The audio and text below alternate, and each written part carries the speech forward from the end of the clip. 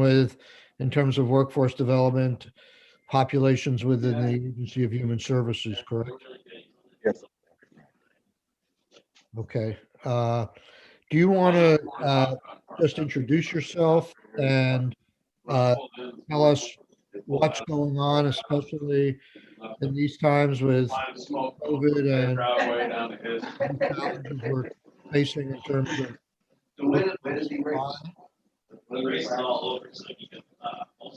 Senator, I'm sorry, I couldn't quite hear you there. I think we've got a couple of competing convos going on here.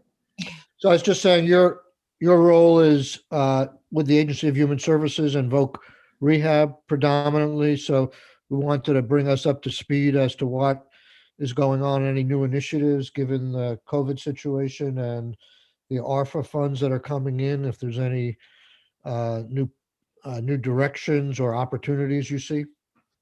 Very good, thank you. And thank you for having me here. My name again is Nat Piper. I work for the state of Vermont's Division of Vocational Rehabilitation. And again, thank you so much for having me in. It's always a pleasure. Just a quick recap of what Voc Rehab Vermont is. Primarily, it is a workforce development program to assist Vermonters with disabilities to connect with meaningful and competitive employment. We know that individuals with disabilities also cross over into other AHS programs, economic services, for example, corrections, as a percentage of individuals with disability. So disability has a wide span. And in terms of workforce participation rates, my friend Kevin Stapleton over at the Department of Labor and the LMI side of life will tell you that nationwide, I think the category is civilian not disabled, has that workforce participation rate in the 74, 75% range, 76% range. Individuals with disabilities, unfortunately, do not enjoy that participation rate. They are usually in the 32 to 34% range. So it is a definite untapped population for the workforce. And I would love to give you an overview of where we're at now in terms of our strategy towards engaging employers, workforce development, the things that are ongoing, and the things we'd like to see moving forward, if that's okay. Please. Great. So a few years ago, I have some talking points, so forgive me, every now and then I got to swipe my iPhone a little bit. So a few years ago, our focus changed, and it was changed due to federal regulations. For a very long time, when I first came into this, individuals that are served, and this is not a mandatory program, Voc Rehab Vermont is completely voluntary. So if you have a qualifying disability and you come through the door, or right now the virtual door, you go through orientation. If you want to move forward, we start getting you connected to a counselor and our process. A few years ago, our regulations changed. Prior to that, individuals would come through, and upon getting competitive employment, obtaining that competitive employment piece, at the 90-day mark of competitive employment, they were considered closed at the federal level, and we had to follow their guidelines. And none of us really, I'm grateful that they've changed the regs, because 90 days is just not that long. So a few years back, the regs changed, and now the opportunity to follow along and to support people longer and more intentionally became available through the change in regulations. That allowed us to start focusing less on, it's great to get into a job, and an entry-level job, that's fine. Sometimes individuals with disabilities could get stuck in that entry-level job, which is not fine. We want people to grow. So changing our focus to career and career advancement, it offered long-term employment solutions, growth, stability, higher wages, and the opportunity to have a deeper relationship with our dual customers, the individual we serve and our business customers, equally important. So we can broaden that relationship. So with that in mind, and our shift towards more career and career advancement, we have a software system called Aware. It's how we do our case management, how we track data, and that allows us the ability to utilize that data to analyze who do we have and what do they need, not only at the global statewide level, but at the regional and, more importantly, the district level.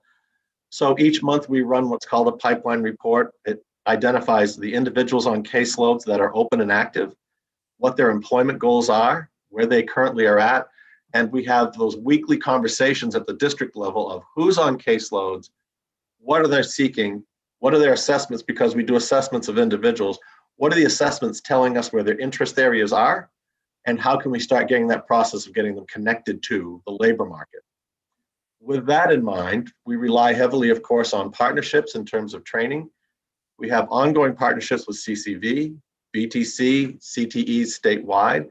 That gives us the ability to tie together current and even customized instruction. We've worked with CCV and BTC on some customized instruction, which is really cool based on the needs of our business customer. And we can tailor that to the needs of the labor market, tie the two together, which is critical for us. We also have partnerships with VDOL and ACCD. VDOL, Agency of Ed, and Voc Rehab are in the WIOA, the Workforce Innovation Opportunity Act triangle of working together. I have a counterpart over at VDOL, Cindy Robillard. We meet every 2 weeks to talk about business outreach, what's hot in the labor market. Do we have individuals that intersect, that kind of overlap? And also, are there areas where we have to stay more in our lanes based on the individuals we're serving? So we take the data of who do we have, what do we need, we leverage the partnerships that we have in related instruction and other agencies, VDOL, ACCD, and we say, okay, what do we do? The things that we really want to do is to have business relationships. And I can't believe I'm saying this because I came in with the initiative. The initiative is called Creative Workforce Solutions, CWS for short. It's been around for 11 years, and I started in human services about 3 months before that. So time flies. And that initiative is designed to connect at the district level those programs that operate within AHS and coordinate our services to the labor market and to individuals. So there are monthly meetings, 1 to 2 times a month. There are creative workforce solutions teams in every district. And those 12 districts, just for the record, are St. Albans, Burlington, Middlebury, Rutland, Bennington. Over to the East Coast, it's Brattleboro, Springfield, White River, St. J, Newport, and then Morrisville and Barry Montpelier here in central Vermont. They get together 1 to 2 times a month. You have economic services at the table. You have Voc Rehab at the table. You have developmental services, mental health. You have VDOL, when they can join, will join us at that table. And the whole goal is to get together and decide. We have training partners come into those meetings. We have business customers come to those meetings. And we share and collaborate on the outreach to business and also services to individuals. So they're very powerful. And they have, they've been going again for about 11 years, which I'm stuck on that. I can't get over it. It's amazing. Each district has a business account manager. So there are 12 business account managers around the state. I used to be one. And they do not carry a caseload of individuals that we serve. Their job is to facilitate the CWS team meetings in their district and to perform business outreach. So the business is their customer, their primary customer. They are going out, meeting with businesses with an emphasis on caseload-driven outreach. 2/3 of their outreach is driven by the needs of caseloads within AHS. You always have to have some general outreach. If you're a business account manager, you're driving down the Barry Montpelier Road, you see a new business, pop in, say hello. There's a business you haven't seen for a while. Again, pop in, introduce yourself, let them know what we're about. What we really want to do is have intentional business outreach 2/3 of the time that has someone on a caseload that will benefit from the outreach we're doing. The whole point of going and seeing those businesses is to learn where they're at, learn what their needs are, what skills do they require, what are the base skills, is there a credential, etc. And also learn what the career ladders, or we like to call them career lattices sometimes. Sometimes when you start in a job, it's not necessarily a ladder, but you kind of lattice your way up. So what career ladders or career lattices are available? And how can we bring that, all that information from the labor market, we bring it back in real time to this district team.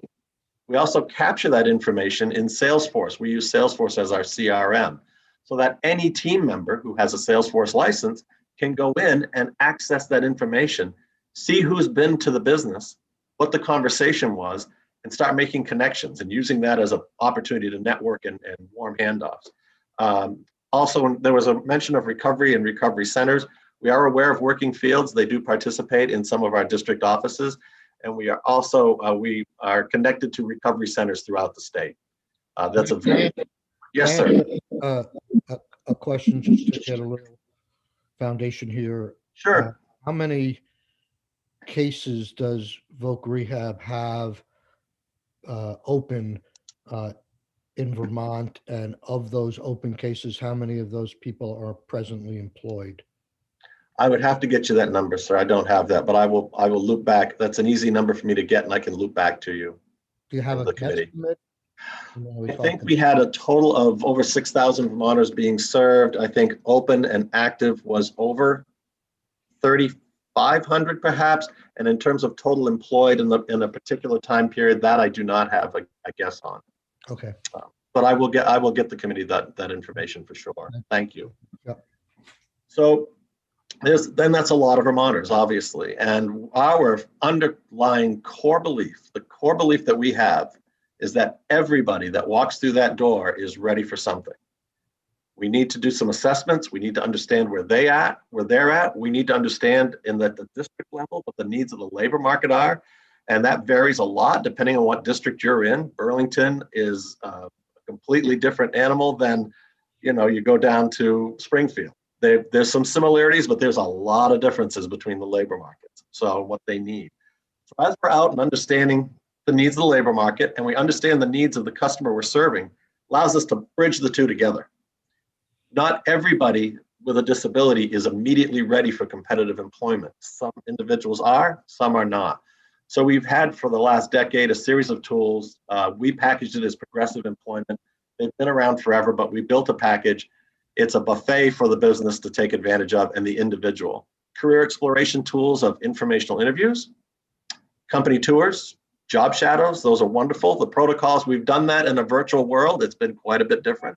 We will get back to in-person services very soon, we're hoping. But if you do an info interview, a tour, and a job shadow, it gives you an opportunity to say, hey, this is me. You start the relationship with a business. You can see the environment that you might be working in, and you can job shadow someone to get a sense of a day in the life. It also allows us to talk with the business about the individual, what skills they bring to the table, what skills they currently have, and how they might transfer, preferred learning styles, etc. A couple of other tools. We have short-term work experiences where tasks are defined in advance with the business owner. We identify an individual within the business that can help support those tasks, just oversee them, supervise like they would anybody else. And there are a few days to a few weeks. Individuals come in, they are able to demonstrate a skill to that specific task, and that's huge. Demonstrate a skill, have that skill assessed, and then we have a discussion with the individual and the business. How did it go? The individual may say, I thought I did really well, and the business says they did great. They do have a gap in skills. That's where our relationship with related instruction at the CCV, VTC, Vermont Adult Basic Ed, wherever the individual's at, allows us to loop back to those partners that provide related instruction and fill the skills gap and keep the conversation going. When an individual becomes competitively employed, we can also fill gaps using OJTs. The employer may say, I want to hire this individual for sure. We bring them in with the understanding that often based on disability, there may be a gap in skill or a different learning process. We can utilize assistive technology and related instruction to fill those gaps. Again, our core belief, everybody is ready for something and everybody has skills and they should be applied in the labor market. So I'm gonna ask you a question that how essentially you can help us. You listen to the first hour of our testimony and what we're trying to get at here. Is there ways that Voc Rehab can help further increase the workforce in these times where we're sort of cash rich and people worker poor? Yeah, I think one of the things, well, we're doing it and we're going to do it as robustly as we can, is that business outreach component and connecting individuals on our caseloads to the business customer. A lot of it is awareness.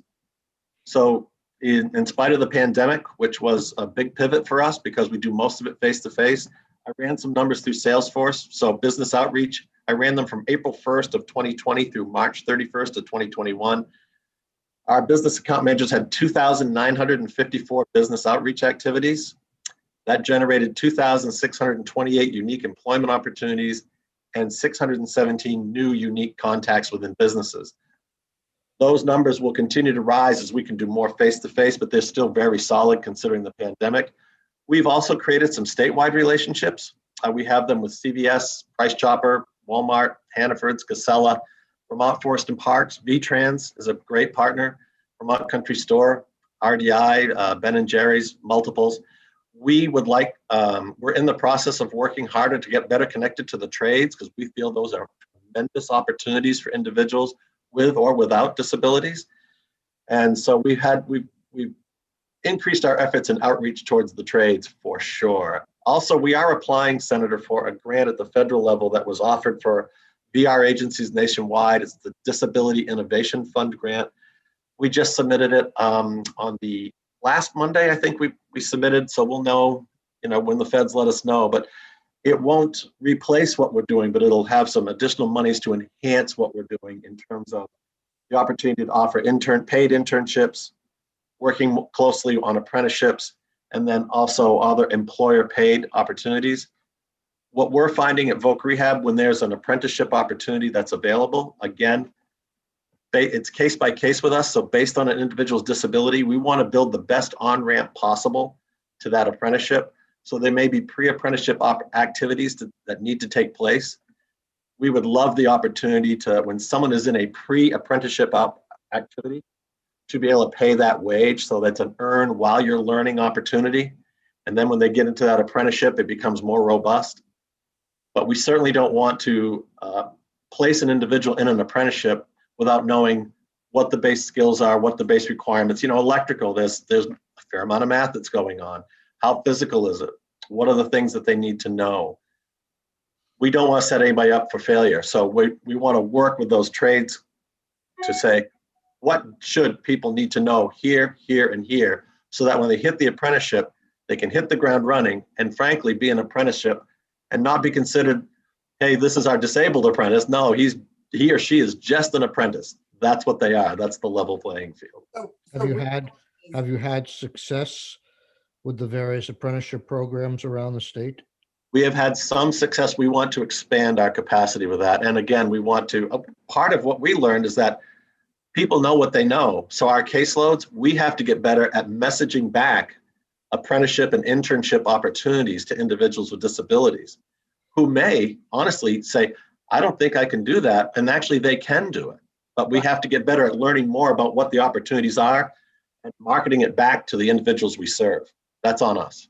So I hear you saying that the pre-apprenticeship right now, as we look at the next 4 years of really needing more trained workers in the workforce, that your pre-apprenticeship program could do with some resources levied on it so that people can be paid to figure out which apprenticeship would be good for them.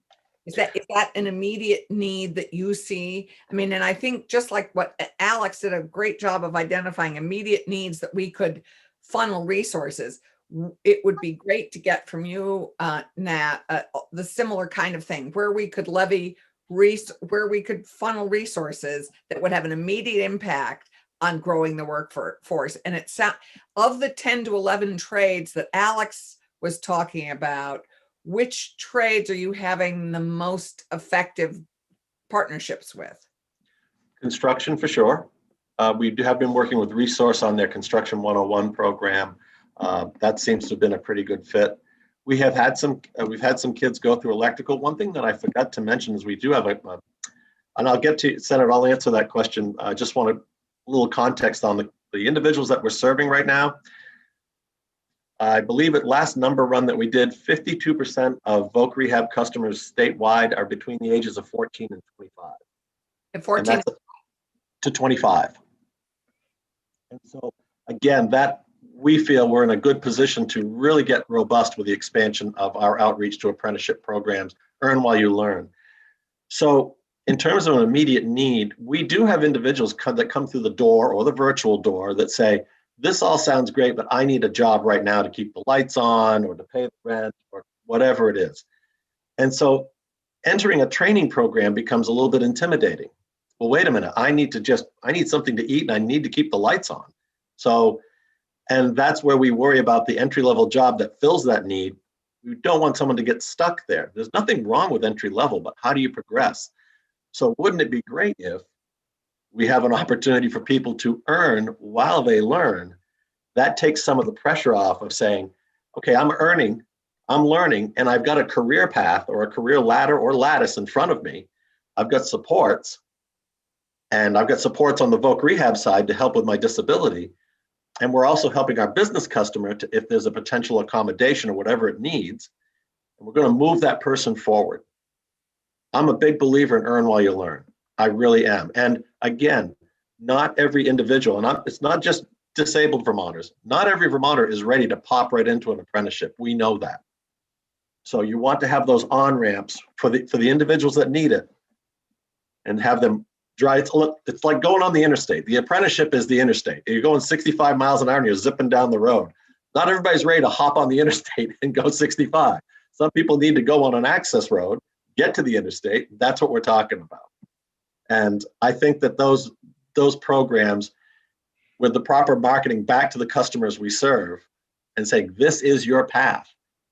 And to earlier points, what's in it for you? Here's the wage that you'll be potentially earning. Here's some help with financial literacy. Here's how you can stay in Vermont and live a life and not be saddled with, in some cases, that traditional 4-year college debt of $20,000, $30,000, $80,000. So I think that is something that my director, Ms. Dalmas, is very focused on, and we are moving forward towards it very, very hard. That's our focus. We have identified construction, healthcare. We have partnerships with all the hospitals in every district, IT, financial services, which we think has great career ladders in financial services. I can't tell you how many people I know started as a teller, now manage a branch. I mean, come on, there's great tracks there. And of course, advanced manufacturing. We're working with some of the well-known ones. Our BAM in Rutland has a very good relationship with GE. And so those are the 5 key areas that we think are going to move us forward. Okay. Was that helpful at all, I hope? Yes, it was. Your enthusiasm is great. Does anybody have any questions for Nat? Well, I just like to follow up with what I asked earlier, which is if you could get back to us with specific areas. It sounds like this pre-apprenticeship, earn while you learn, where we would funnel resources and how much you would need, and how many individuals you'd affect, and what it sounds like you have great measurable data in place with your advanced system or your aware data software, which is important to us. So I think we just appreciate some specific areas we could funnel resources into. And Alex gave us some, and Matt, Matt has identified some. So I think this is really helpful. We can certainly do that. Absolutely. I'll loop back with my leadership team after this meeting. Lastly, again, thank you. It's a privilege to always represent our initiative. And the business account managers, I'm going to throw this out there. The business account managers, we meet every week from 9 to 10 via Microsoft Teams. Creative Workforce Solutions meets in the districts from once or twice a month. And we have a core team that serves youth that includes work-based learning coordinators, our youth employment specialists, our youth counselors. They meet once a month. They just had Jeff Norway in and here in Barrie from Norway and Sons to talk about apprenticeships. So you're more than welcome to visit any or all of those meetings. We love having guests, and I'll leave you with that. So thank you very much. Thank you, Nat. Okay, we're going to pivot from 159 back to the Arpa funding plan that the governor put forward. And we have 2 areas we're going to cover before the next break. One, we have Commissioner Snyder with us on the $2.25 million that's going to his department for outdoor recreation and the like. And we're trying to get someone from Fish and Wildlife. I don't know if we'll succeed. We also have Karen Horn here to talk about the community reinvestment monies that are being proposed. So why don't we start with Mr. Chair, yes. I don't know if you were waving goodbye. I can't see you. I'm sorry. Oh, no, so this might, I just want to say this now because I don't want it to get lost. I really, really value your focus on the whole that feels like it's in this bill around workforce development. I think there's another whole that kind of I was thinking about as I heard folks talk about, getting people back to work, having people rise up in management and own their own business. I think we're going to hear about it now with the ARPA funding. State government has a responsibility to make sure a diverse group of people get contracts as well. And that when we have things out to bid, we're thinking about who's underrepresented, who, needs to be at the table to access some of these funds. So we're talking about large amounts of money going to this trail builder and this, but I would like folks, and maybe it's a GovOps conversation, but to start talking about how they're going to track who's benefiting and how we make sure that's a diverse, fair group of Vermonters that are benefiting from all these dollars. That's all I want. Okay. Well, it's certainly something we can insist upon in terms of the legislation to get those metrics developed and report back to us. Okay, thank you for that. So let's move on to Commissioner Snyder. Good morning. Good morning. Good to see you again. Thank you. And we heard from Commissioner Goldstein yesterday, and we were asking her about, I think it gets lumped into outdoor recreation, but I'm sure it's a little broader than that. And she said we better hear from you and Commissioner Porter. So here you are. So introduce yourself and welcome. Thank you, Mr. Chair. Yes, for the record, Michael Snyder, Commissioner of Forests, Parks, and Recreation, and I'm pleased to join you this morning. It's I don't spend in my 10 years as commissioner. I've probably been in this committee twice, so I'm happy to have the chance. Well, we miss you from agriculture, so Right. Thank you. Happy to speak to this. I did try to check out Commissioner Goldstein's testimony with you yesterday on double speed, and so I try to get a sense of the landscape and what your questions were. And I can. Michael, how were we on double speed? You don't sound anything like chipmunks at all. Trust me, nothing.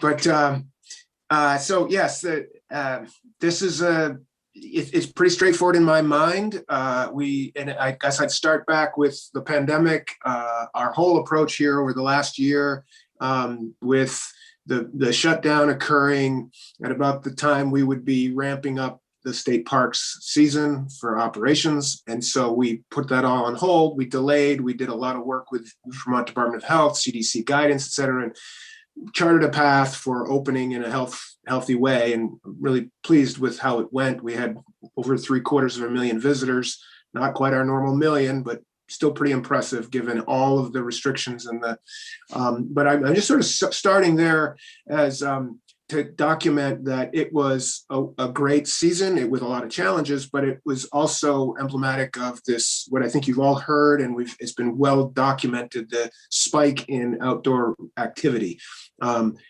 including new users or returning users for various forms of outdoor recreation. We played a big part in guidance and in managing that. There were impacts with kind of overwhelming some sites, particularly parks that were not open and operated yet, but we were making them available for people to use. So we've been kind of on this and realizing what we've all kind of known and has been developing over some years is the power of outdoor recreation for health and wellness benefits, for local economic development activity, for environmental connectedness. We've been building this for some time, this awareness, and I think the pandemic really just accelerated the awareness, the interest, and we're seeing this all over. And so we did take advantage of the original CRF funding last fall. With your help to get that money to us, we did some grants, right, to outdoor recreation businesses, to the forest economy businesses. And then we did some CRF funding for, in addition to sanitization and PPE for our staff and et cetera.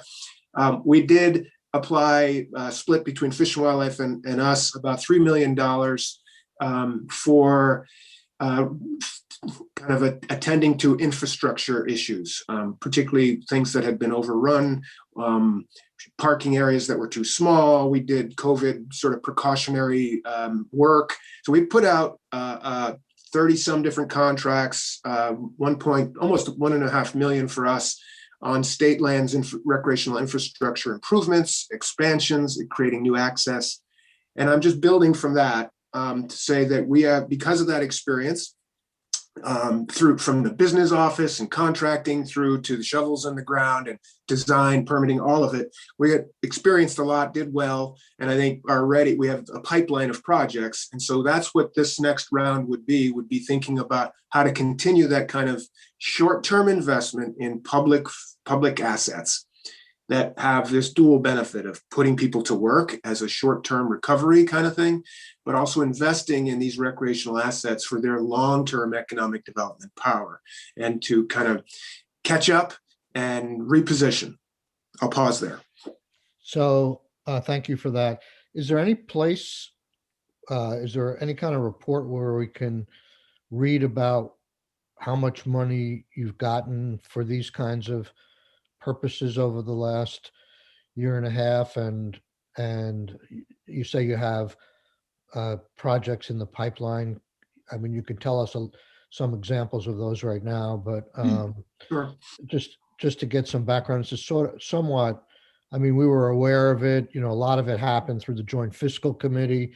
So we were sort of, they were working hard while we were isolating, I guess. Just to get some idea of a little more bearing of where we are, what we're talking about, and also, I guess, are these in any way projects that are funded from other sources? That doesn't sound right on point, but like the Working Lands Enterprise Fund, potentially, and what are the criteria for, I assume there's more, even now, there's probably more demand than even this 2.25 million can handle. How do you go about deciding which ones you're going to fund? Who makes those decisions? And then you've been listening to a little bit of the problems we're acknowledging or seeing with workforce development, having the personnel or the workers to do the work. Have you experienced any of that problem in the last year or so? That's a lot, but it is. I think I'm keeping track. So first of all, we can provide you that kind of background of what funding and what buckets we've received so far through CRF, CARES money, et cetera, what we've done with that. I've presented testimony in other committees on this. So we have that. I can follow up with that. Certainly no problem there to give you sort of the background of what's happened, what we've done with it.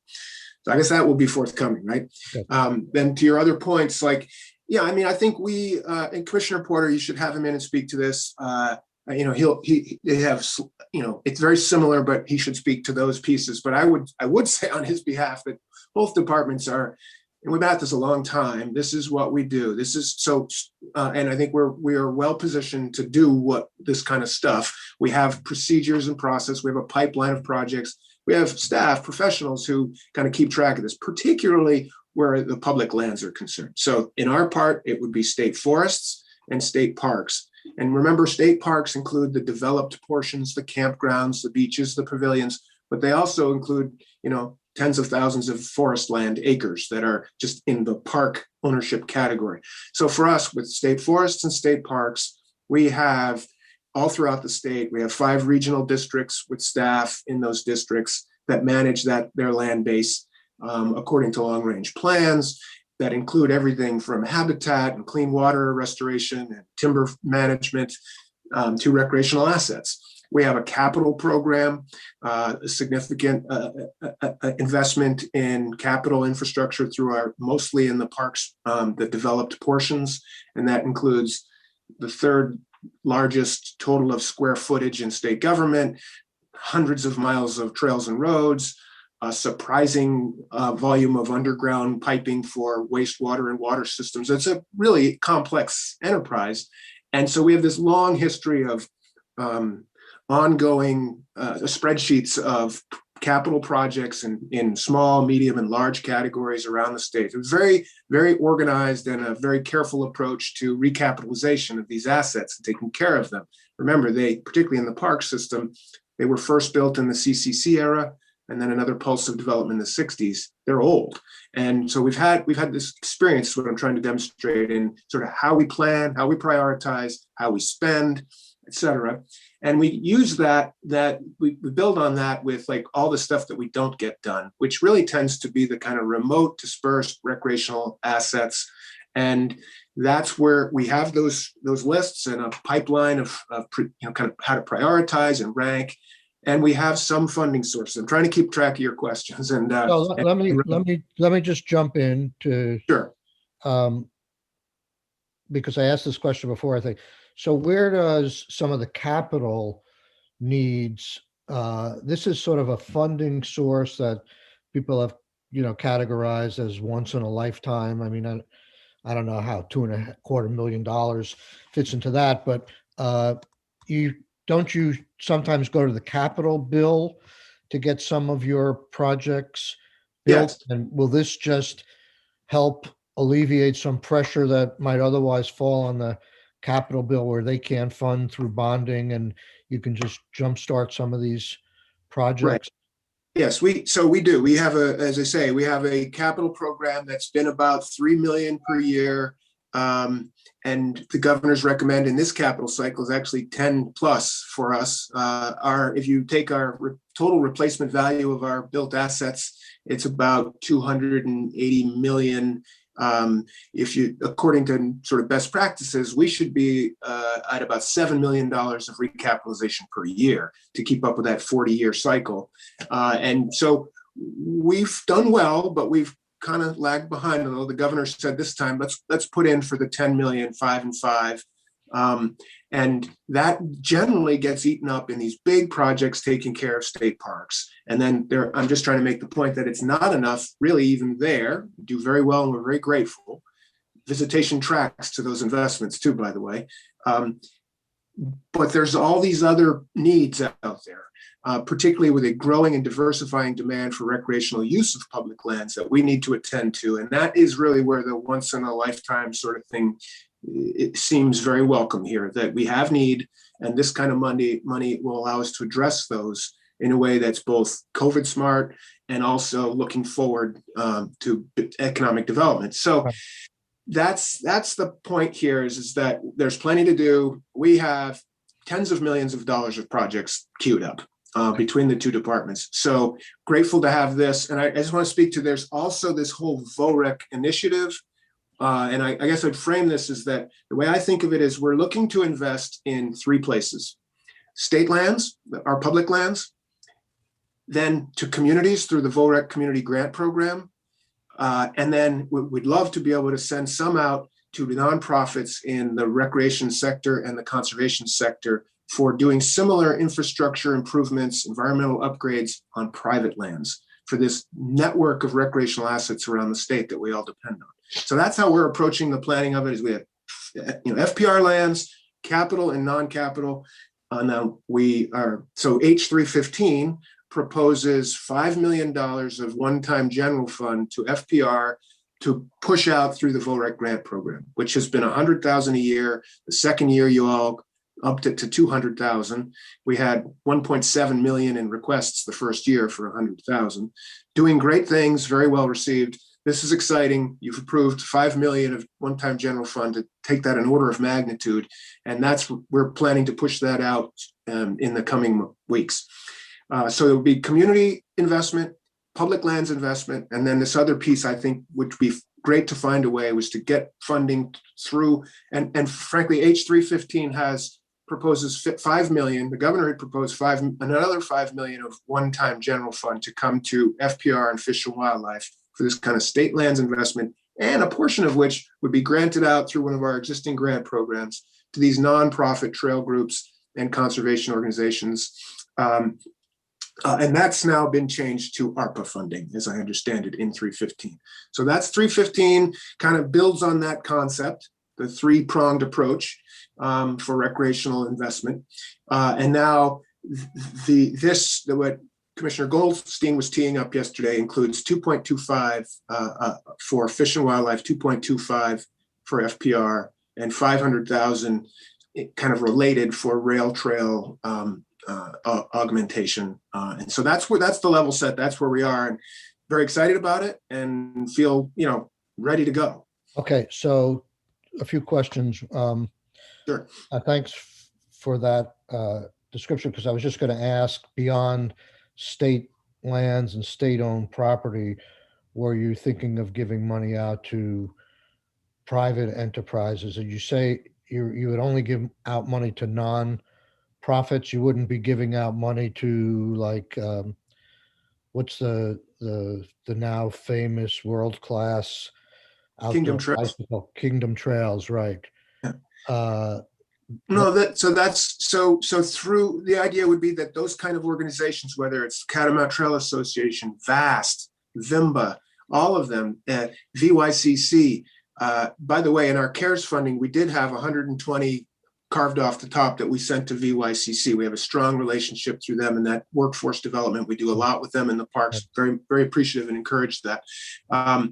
So yeah, that would be the idea, Senator, would be that we do want to be able to get this to, so Kingdom Trails, for example, it's based on private landowners, right? Generosity in using that land. So we realize that's the other piece here. We want to support the Vermont Trail System exists on state lands and private lands, and we want to invest in upgrades and improvements there as well. And so that's kind of the part of the thinking here would be the original thinking that is represented in 315 would be some of that coming to us. We'd love to be able to get out the door to them. The VOREC grants also, they're through the auspices of a municipality, but it's built on partnerships. So a municipality, we work with them, but most of the projects that we funded so far include private lands, nonprofits, businesses in the community. They partner with an application, and that's been a beautiful thing and works quite well.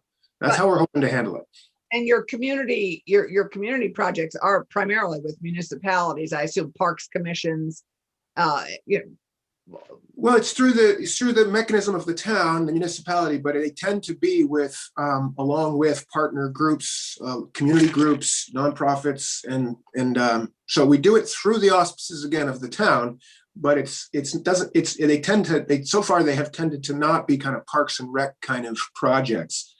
With the $5 million, the expansion, we are anticipating, we've been resetting with our steering committee about the criteria and what we want to be able to, I've heard from some of your colleagues, for example, with communities that need a pool, that has not heretofore been kind of the focus, but we're going to try to include all kinds of community recreation assets in this round.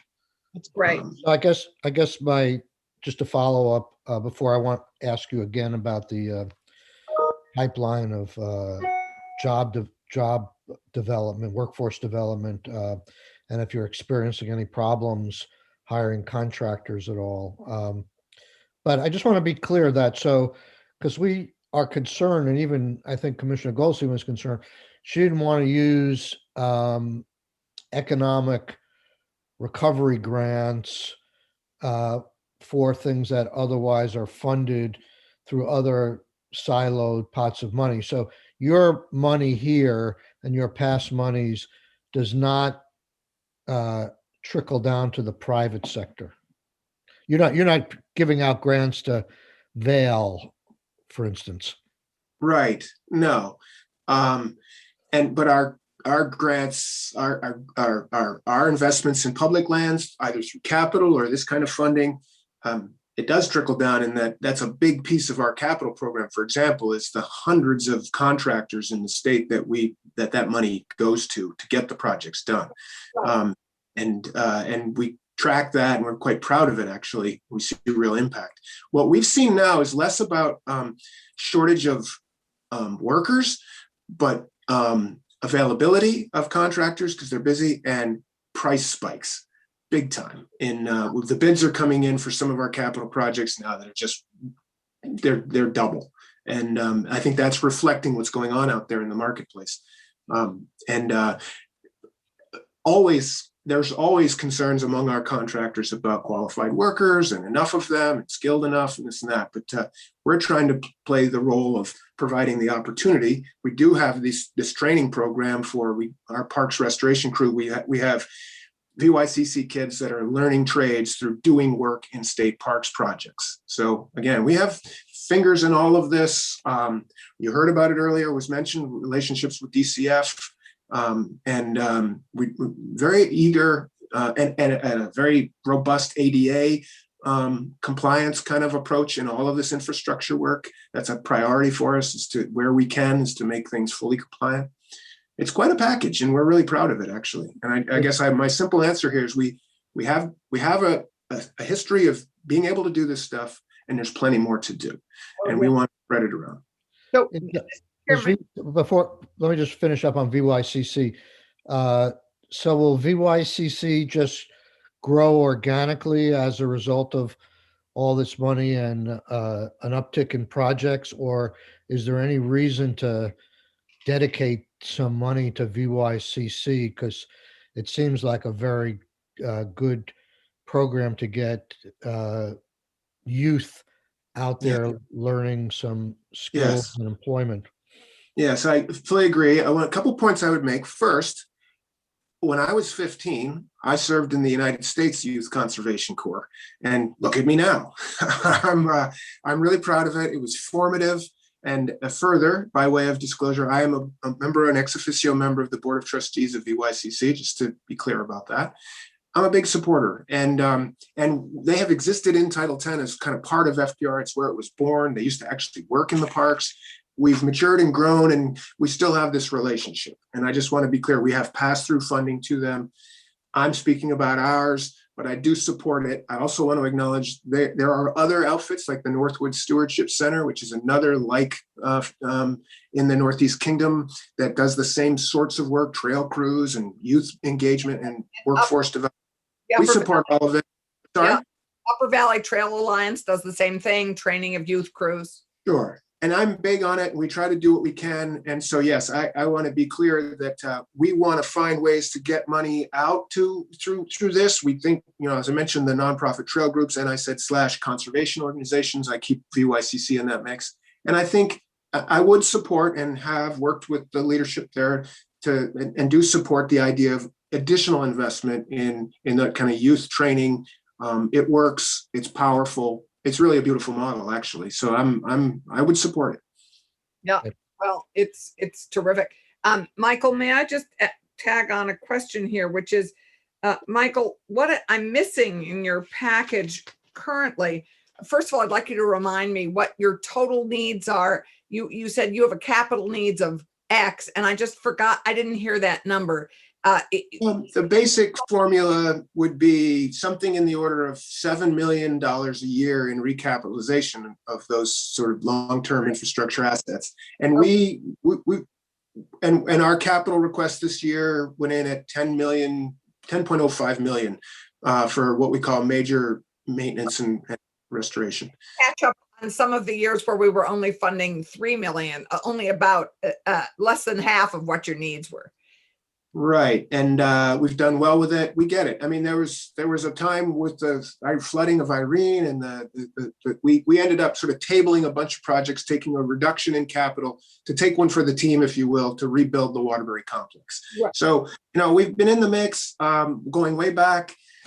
We used to get very little, and then in 2009, I think was 2008, 2009, there was a kind of a bump up, and what we've now seen in the 10 years since, a 40% increase in visitation, directly attributable. And this year it'll be off the charts, I think. But my additional question was, what I'm not seeing here in your criteria and priorities are the forest economy. I mean, the forest economy through the state lands and through communities and through nonprofits, yes. But what in ARPA are you asking for in terms of our forest economy? Forest products. Well, Senator, I so appreciate the question, your awareness. That's a huge piece of my work and our shared goals here. But at this point, as important as those things are, and grateful for the $5 million in the forest economy stabilization grants that you helped, last summer, and those were impactful. Right now, the investments proposed right now are in the sort of the recreation domain. It's connected. It's connected to working farms and forests and healthy landscapes, clean water. It's all connected in my mind. But to be clear, these investments are targeted towards the recreation economy, and there's nothing in this mix right now per se directly to the forest economy. Right. I hear that. And I guess my question is, with all this ARPA money, I'm very open to the notion of investing also in our forest economy. And I guess my question to you is, I think we might be interested in hearing both from a workforce development point of view and from a just an economy point of view, what needs to be invested in our forest economy now, and what are the opportunities there for us? So I'd love to have you think about that and maybe get back to us, because we have this precious opportunity. Yes, thank you. And I think about it every day, and I will continue to do so. Yeah. Mr. Chair, can I ask a couple Yes, questions? please, go ahead. Thank you, Commissioner. Two things. One, maybe it's in our materials and I just missed it, but is there a map of the trail network, and do you sort of track areas of the state where you feel like there aren't as many recreational opportunities of this kind, and how to make, create that access around the state? Just think about counties that are underserved. So I guess it would be great to start there. The other thing I just want to compliment, I went on a trail in Colchester. I'm never going to get this, all the names of the trails right, but there was some really lovely poetry from a lot of diverse voices that took you all the way to the lake. And I just want to compliment whoever did that, and also ask if this could create opportunities for permanent arts installations on the trails as well, that helps sort of incorporate what we do best in Vermont. Yeah. But we do all Well, of we it. do have the trail sort of the assets. Like, I would direct you to Trail Finder. It's a partner with us. It's an amazing website where kind of maps all the trails. Like during the mud season closures now, it's a great place to go to see what is open, what's the latest on closures. Oh, that one's now open again. Really terrific resource. And that's kind of our partner. I guess my concern is that, I mean, they have all the trails. They have our trails in Woodstock, the municipal trails. They have state trails. They have all the trails in Vermont and New Hampshire. Okay, I guess if I could just be clear, So, my concern. I'm sorry, everyone's breaking up, and I'm having a little trouble following, but I want to get to I'm worried that we've sort of your question centered around about the poetry and arts. This is something we're very keen on. I've made some proposals about arts in the parks. We do a lot of programming in the state parks, and we have kind of floated an idea about trying to and youth engagement in all different ways, whether it's natural resources based or the arts, so having artists in residence, workshops, installations. We are exploring lots of these with the Arts Council, humanities, so I think there's a lot there. We're excited to do it. We have dabbled in it and have some history with it, and eager to do more. Glad to hear your enthusiasm for it, because we see the parks as, we want to maintain the brand and the sort of core function, but we can use them as gateways to so much more, including awareness of DEI issues and arts. There's so many different ways to use them, and that's something we're very eager and open to about. Great. Can you hear me? Okay. I can hear you now. Yep. Okay. I never know who's breaking up. It could be me, but one of the reasons for my question about access is that, I think it's great that there are, stakeholder groups that get together and figure out how to, be an entity that can receive funding and create a dynamic trail network in their area. I wonder if there's parts of the state where people just, don't have that capacity. And so they miss out, and how you might help build stakeholder groups in certain counties or regions where you feel like, they don't have a really, active trail network association, and we should probably help them develop that or develop this. Yes. Totally. And we do this. This is both through in a bunch of different ways. Quickly, like we do it with our state lands, the public lands, the A&R lands throughout the state. So we partner with local organizations, say, how do we want to be good partners with our host communities. So how do we make it work for you? What are your interests? What do you want in that community? So we work towards that with our approach to managing A&R lands. And then through the VOREC initiative, particularly the community outdoor recreation friendly communities, it's growing into a designation program and this grant program. And criteria include access, diversity, commitment to natural resources protection. Like that's kind of the whole point of that. And to do that at that sort of community base, that's the beauty of VOREC. It's a collective impact model, a statewide network of incoming to help us find these locally generated ideas, priorities, not top down from us saying, you shall have the same trails everywhere or whatever. And that's the beauty of the VOREC initiative writ large, and the grant program is intending to actually have impact there, measurable impact driven by local community interest. And now layering in issues of equity and access. And then I just want to get to, this has long been an issue. I know Commissioner Porter speaks to it well as well, about underserved, traditionally underrepresented folks. How do we get, not everybody has immediate access to the park. So we've looked for underwriters for how do we get transportation from kids in Burlington or Rutland to nearby parks.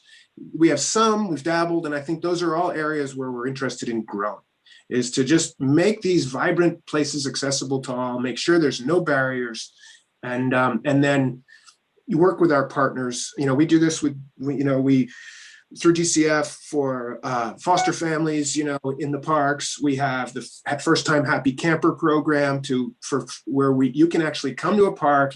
We have a program where, thanks to Outdoor Gear Exchange providing, and their vendors providing camping equipment. So we have this program where folks who maybe they've come to a park for day use, but they're not into camping. They don't know how to do it. They don't have the access, and they're not going to go buy all that stuff, like a gear library and a program where we have staff that welcome you and show you how to set everything up, and then sort of ambassadors in the park. So these are just examples, Senator Ramos, like the thinking that we have going on that's very active and progressive towards, all these, using all these channels and mechanisms and programs to build access, particularly among folks who maybe have felt like it's not their thing.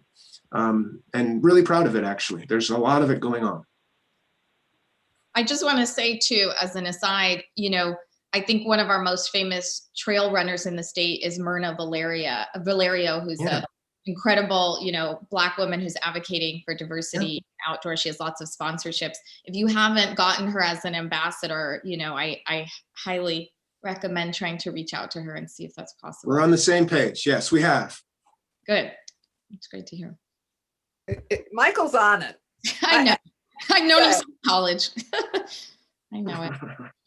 Okay, well, Commissioner Snyder, thank you very much for that. Very helpful. You'll get us some of the background information on the things you funded so far. You really, can you just, before you leave, could you just give us an example of a couple of projects that are pending now, which you'd see you would use for this money, or is that something you'd rather not do at this point? There are so many. I don't know where I could pick one in each of your counties, and I'm not sure which to pick.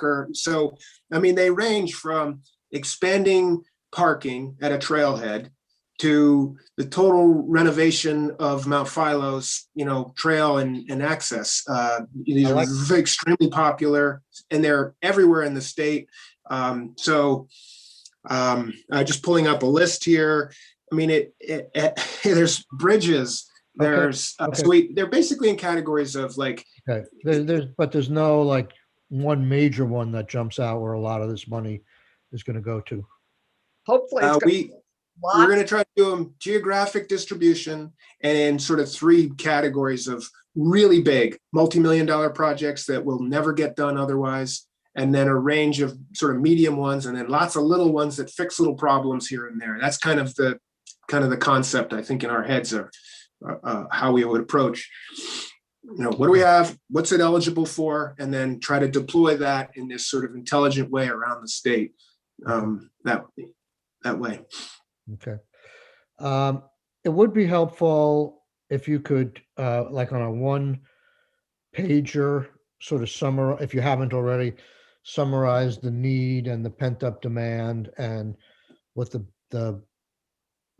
to the extent we have to defend this allocation on the floor, why this is the right number and why it's a good use of these monies. Okay. Yes, I'm just jotting it down. Yeah, absolutely. I'll follow up with you on that for sure. Okay. Thank you. All right. We're going to move on to Great. Karen Horn. Thank you all. Thank I'm you. gonna check out. Again, Michael, yes. good to see you. Cheers. Okay. Karen, are you still with us? I am, yes.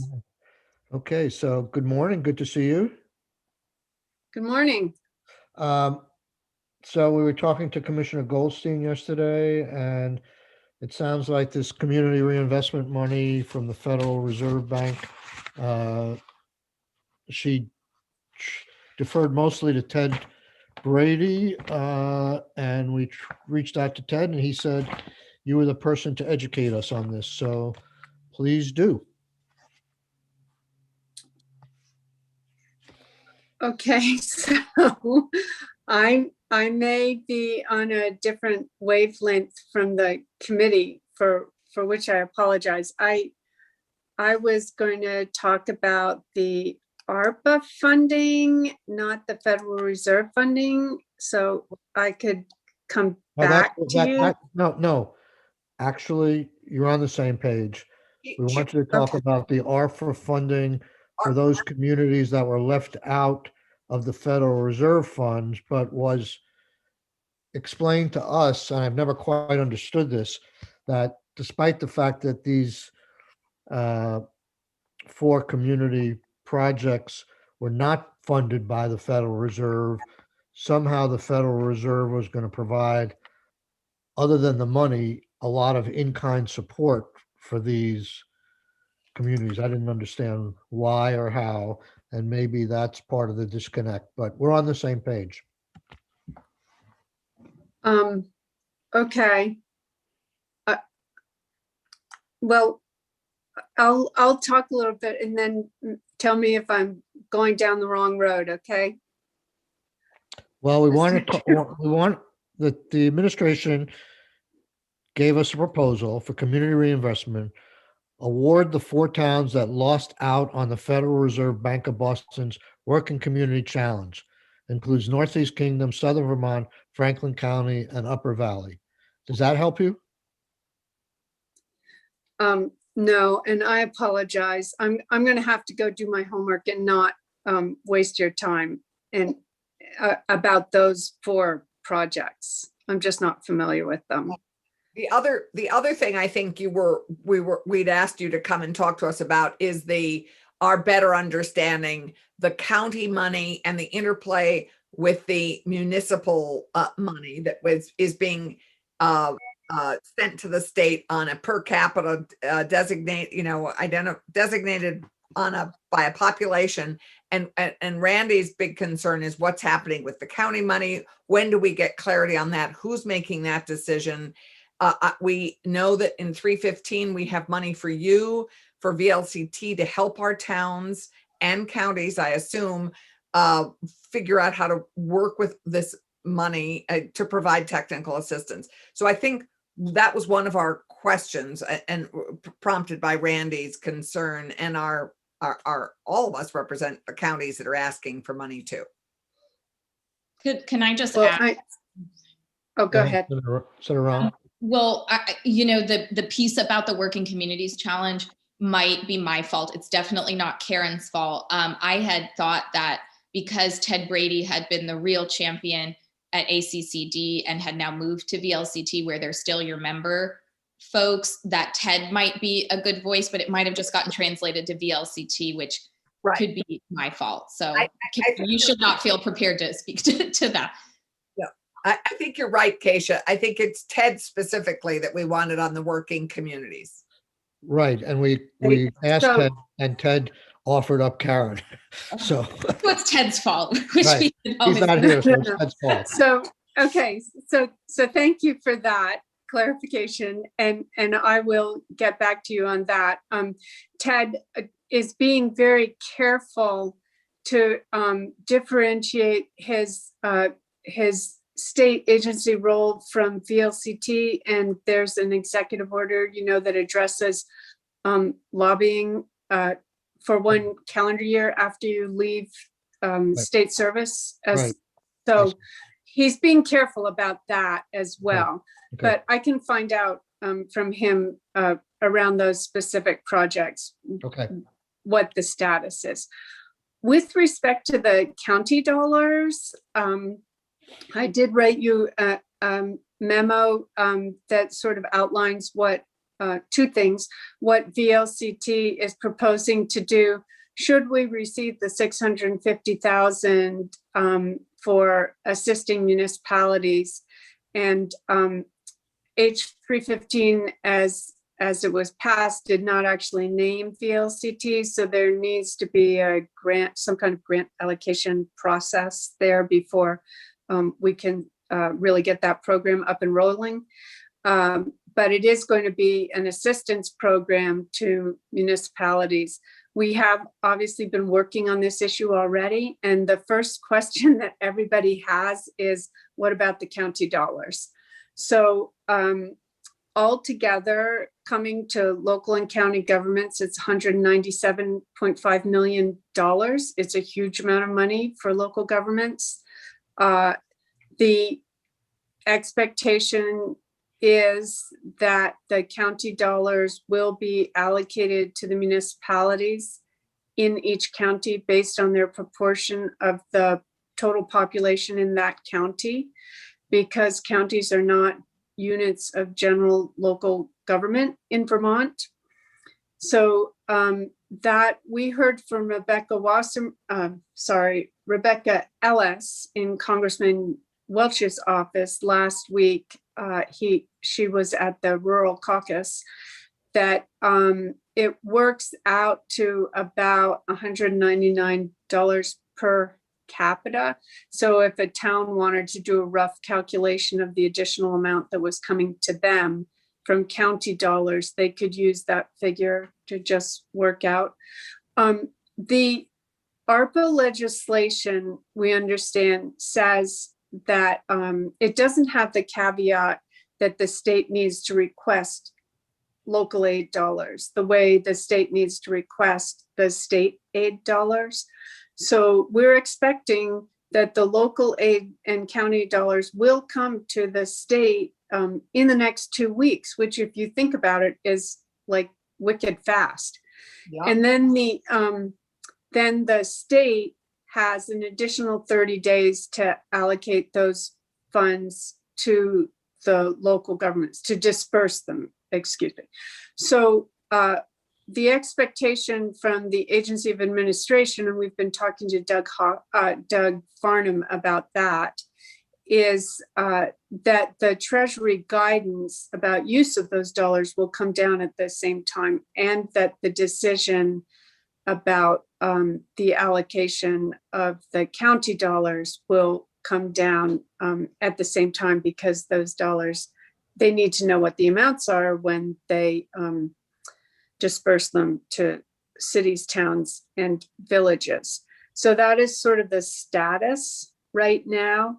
If you really wanted to go into the weeds on that issue, I might offer up Doug Farnham, who's the Chief Operations Officer at the Agency of Administration and has been the point person for Vermont on handling both the CARES Act funding and now ARPA funding. And we are going to work very closely with that office when we put together this program to help towns track funds, report on use of funds, and remain in compliance with all the Treasury guidance. Is there any Treasury guidance, or do you expect there to be any Treasury guidance on these county funds, or is it could be used any way a select board wants to use them? I believe that well, there will be Treasury guidance that clarifies the language of the American Rescue Plan Act. And I believe that the county dollars need to be spent in this, they're subject to the same restrictions as the local aid dollars. So they can use them to replace lost revenues. They can use them to provide additional pay to essential workers. They can use them for water, sewer, broadband infrastructure projects. But there is going to be some clarification that comes from the Treasury Department on what that all means. And then the other piece is that it is US Treasury that makes the final determination about how the county government dollars are allocated in the New England states where you don't really have functional counties, general units of general local government. But there's plenty of potential uses within what you just described that you don't anticipate that any money won't be spent once it's out. Yeah, right. We think that all this money is going to get spent. We have 3.5 years to spend it. Right. We're asking towns to be thoughtful and strategic in how they determine their priorities.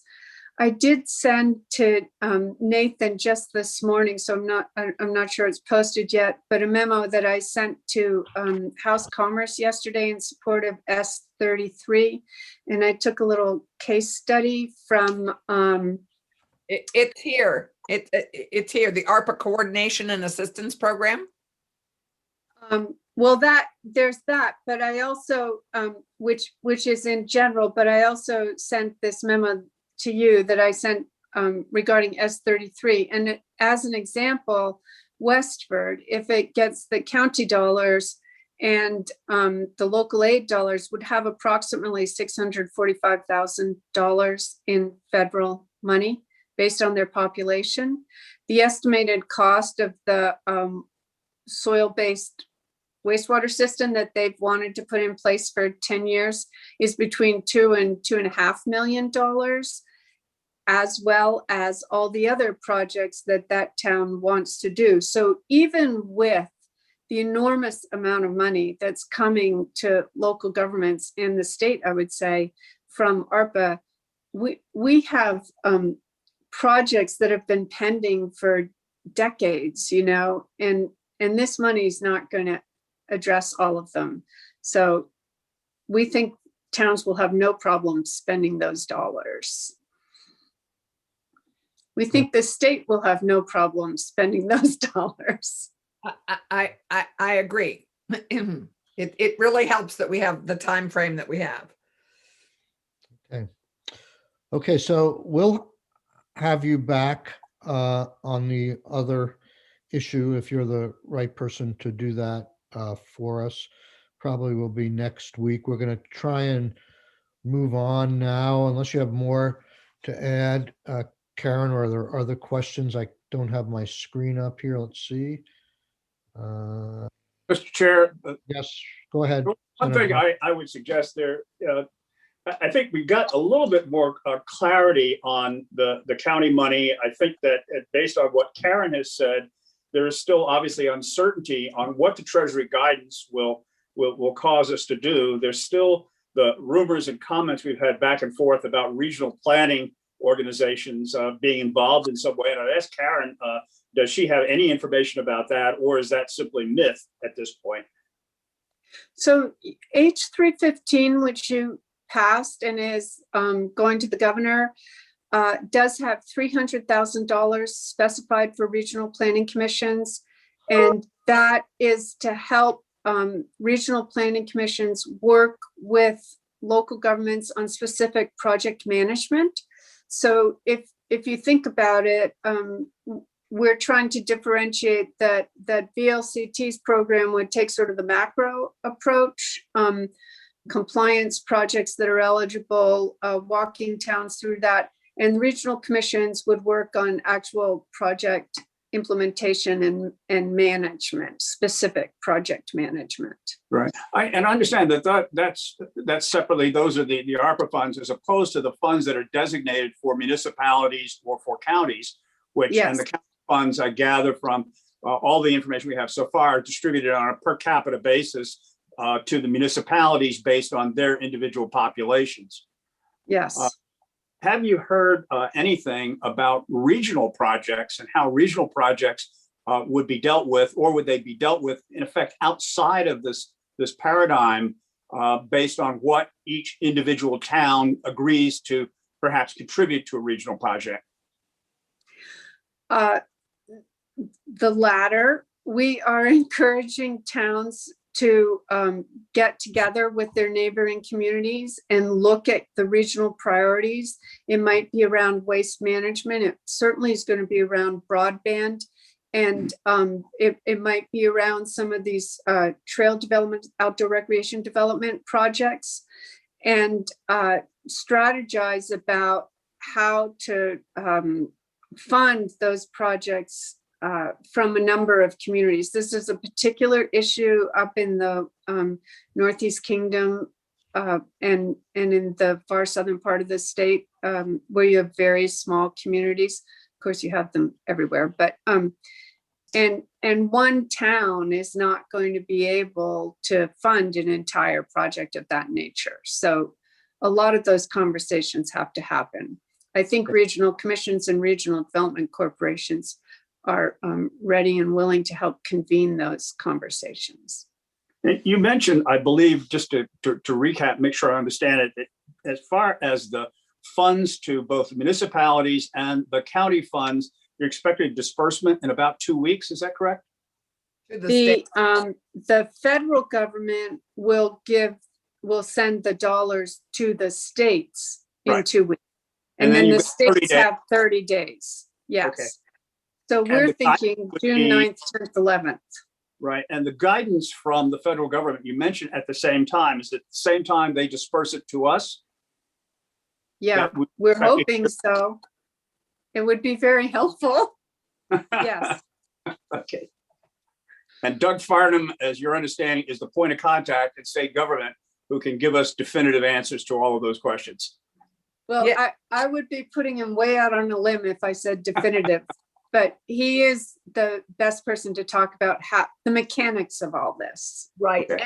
And Joan Goldstein sent us last night the very helpful distillation he's done of all these funds and where they're flowing and who's responsible for overseeing them, which was the best document I've seen so far in terms of that. We're very fortunate to have him in that position right now. It's been fun watching him. I have a follow-up question on Senator Brock's. You're familiar with the Capital Investment Grant Program? That's about $30 million a year over 3 years that the governor's proposed with Arpa funds. I now have it clear that that's different than the municipal funds or the county funds. This is above and beyond that. But the thing that Joan Goldstein sent us last night seems to say that ARPA itself also has a pot of money for capital improvements. Do you understand that to be the case? Yes. The First Capital Projects Fund of $112 million going to the state of Vermont. And that money can be spent again on water, wastewater, broadband, those kinds of infrastructure projects. Have you transportation. Okay.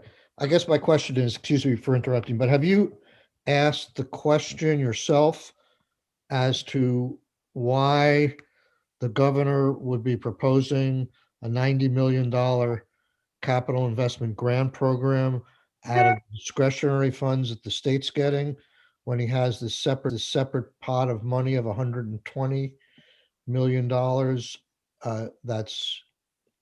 has guardrails around it for capital investment projects? 112.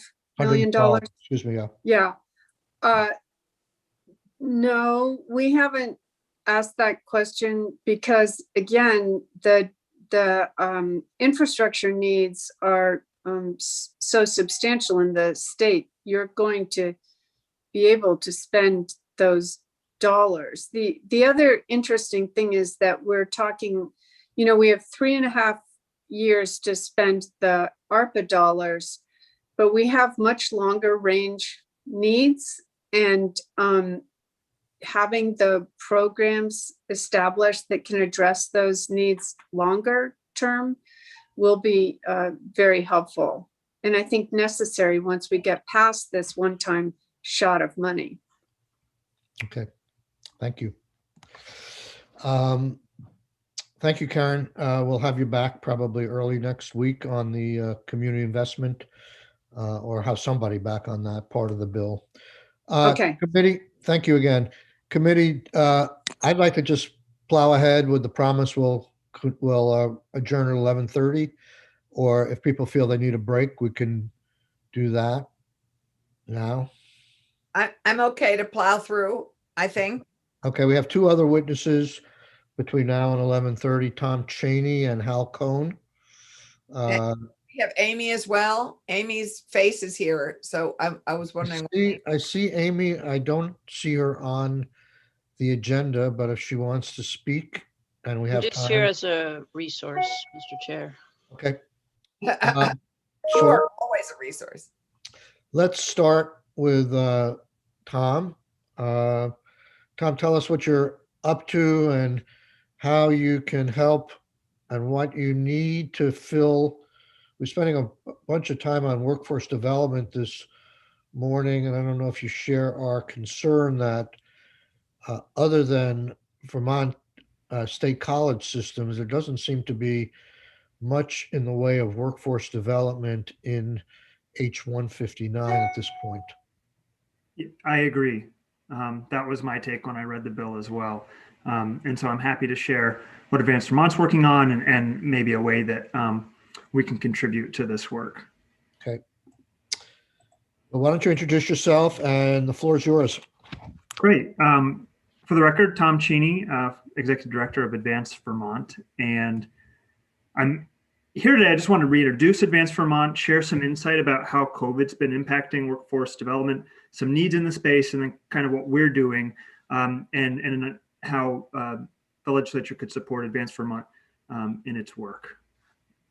And knowing that we have a little less time than initially expected, I will kind of pass through some of these slides a little bit quicker than I might have otherwise. But just for starters, for framing, Advanced Vermont's work is really founded around this goal that 70% of Vermonters will have a credential of value by 2025. And this was a goal that was codified by the legislature in 2019.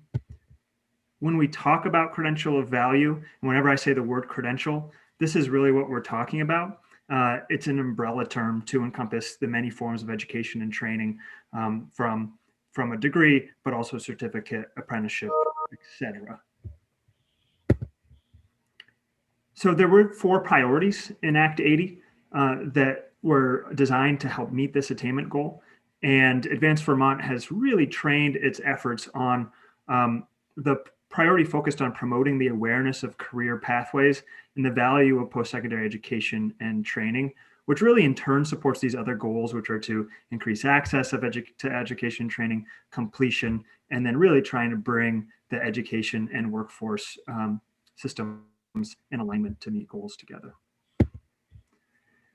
So Advanced Vermont is the sole organization in the state that is dedicated to meeting the state's attainment goal. And really, we're focused on helping Vermonters with significant barriers to post-secondary education and training aspire and attain the skills they need to land a good paying job and a stable job while supporting the needs of employers for a much more skilled workforce. We really are focusing in our projects on closing equity gaps for those who are low income, first generation students, BIPOC, people with disability, and those other historically disadvantaged populations. So I'll talk about these 2 projects in a couple of minutes. Just to give you a sense, we are about partnership in our work. And this is a very not, it's basically as many organizations as we could fit on this slide. It is an incomplete list of our partners, from state government to business to nonprofit and philanthropy. And of course, I think I did not say education. They're of course included here. Can I stop and ask a question? Yeah, Representative Rahm, absolutely. Thanks, Tom. I am looking around and I don't see any organizations that specifically serve BIPOC or New American communities. I wondered if there's one missing here that might do that, especially since 90% of our population growth in the last decade in the state has been from people of color. Yeah, we're building those relationships. And I want to talk about My Future VT, which is our one-stop shop for education and career resources. And that's really an opportunity where we're digging into that work. Yeah.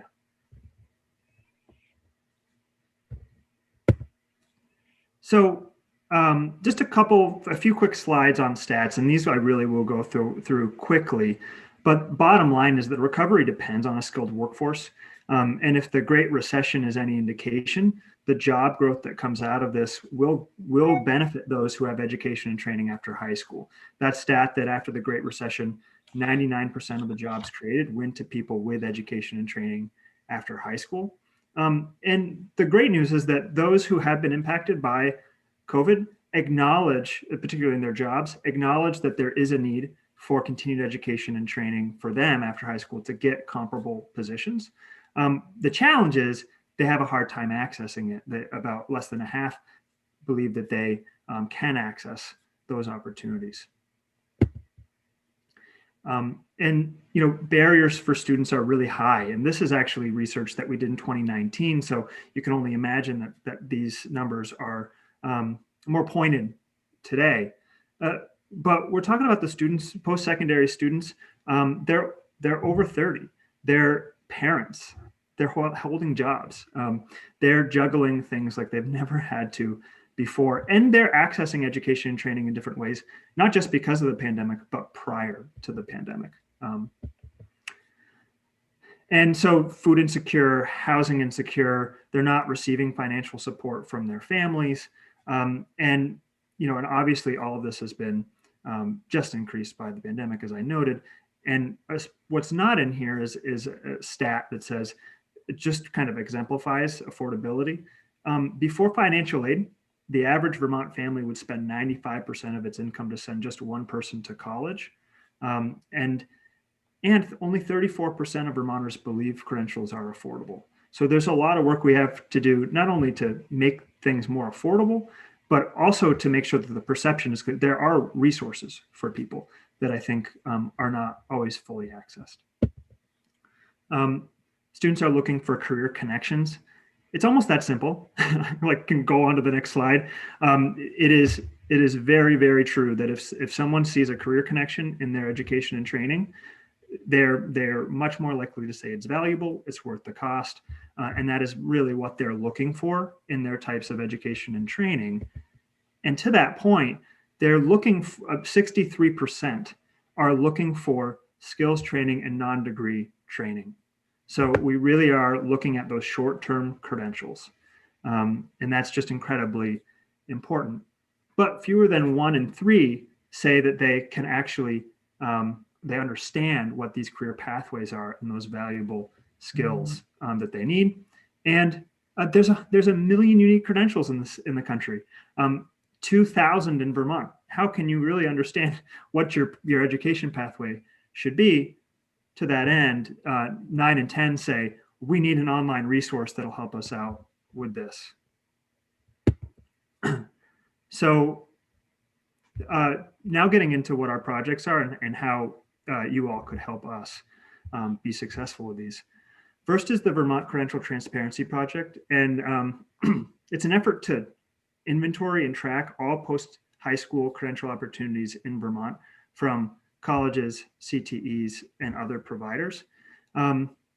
This data is the basis for My Future VT, which is what we're just about to talk to, and its education and training program database.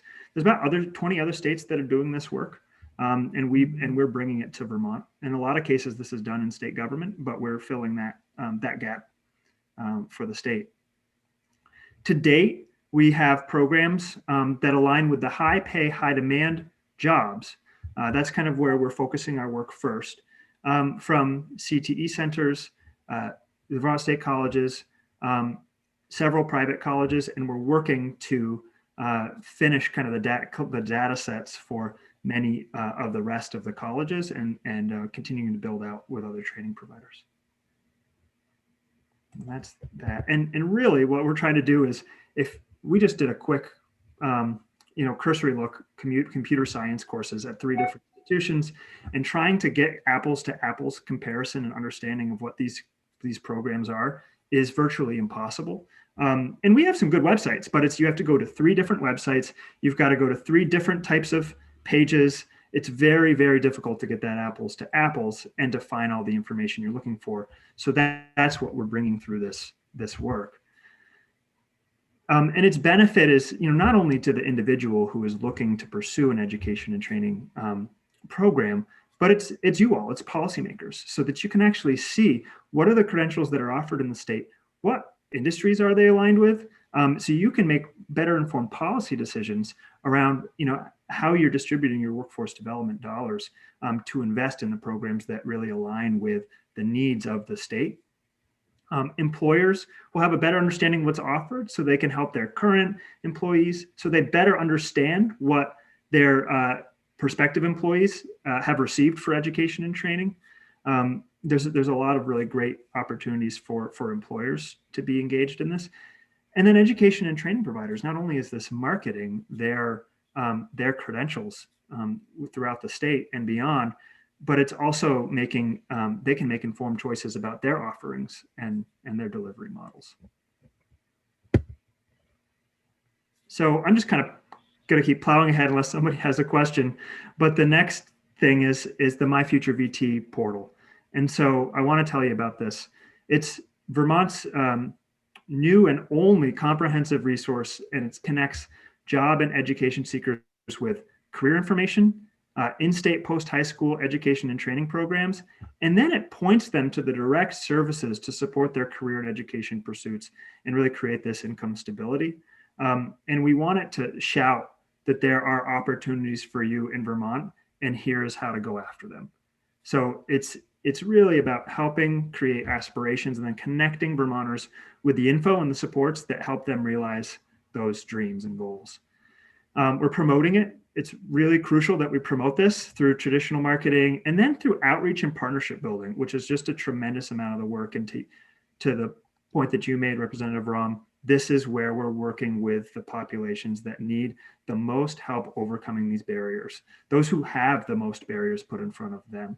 And so those partnerships are beginning, or in some cases have well been established. In other cases are beginning, because we just launched the beta site and are formally launching the site later this month.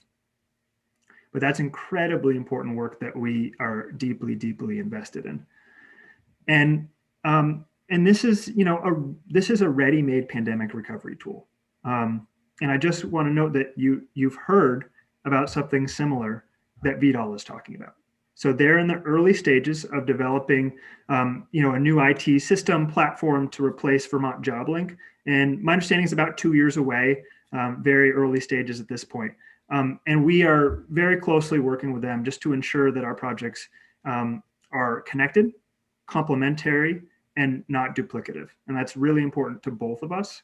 And we see My Future VT's launch as a way to build out this library of resources, all of these programs, and then see what works. And we can fine tune it in real time and build partnerships that can be valuable, not just for Advanced Vermont, but for VDOL as it continues to build out its work. So we stay in very close touch, and I think we'll be probably daily, as their project really gets underway. But we're deeply committed to each other, that this is support. We are supporting one another and not duplicating. So that's just incredibly important. Tom, how quickly is My Future VT ready to roll out? Now, so if you go to the site right now, it is live. You may see a couple quirks because we're finishing the final development. Literally by the end of this month, barring any unforeseen development issue, we will be launching the site in a real way and starting our communications campaign and outreach campaign. So we're talking days. Got it.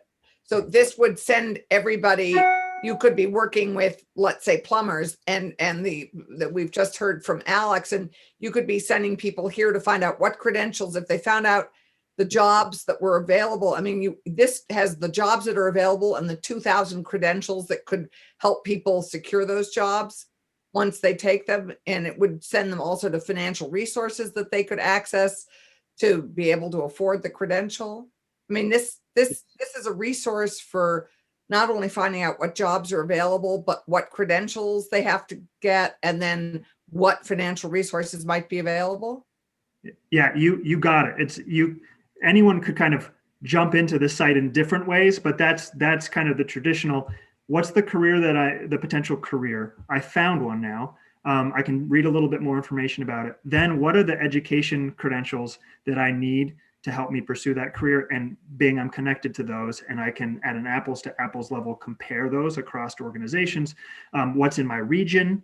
What's going to work if I'm going to be a part-time student versus full-time? What might seem more affordable to me? And then to your point, really connecting people to those resources. It may be financial resources, or it may be a VDOL counselor or a voc rehab counselor or someone else who can help them through their specific and individualized needs. And we really are making this site very searchable. So we actually have a database of the careers, a database of the programs, and then a database of the resources. And on the resources one in particular, you can say, I'm this kind of person. This is how I identify.